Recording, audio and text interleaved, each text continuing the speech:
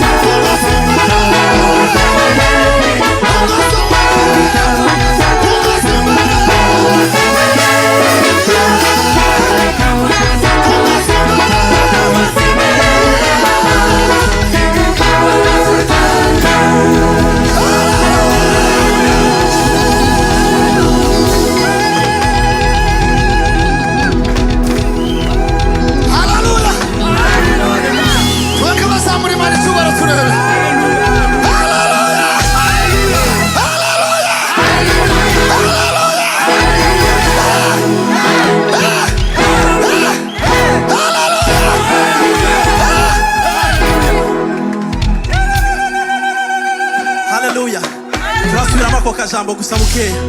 Ijambo ry'Imana yavuga ngo nkuko imisozi igose Yerusalemu niko Uwiteka agose abantu be.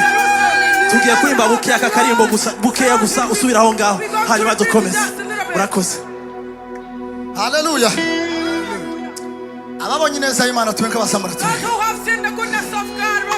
Haleluya. Haleluya. Ami waje Yesu uri. Ese twashaka kumva amashi gusa. Ungosi. Tugaragaze tumbaze amashi. Ungosi. Yesu wa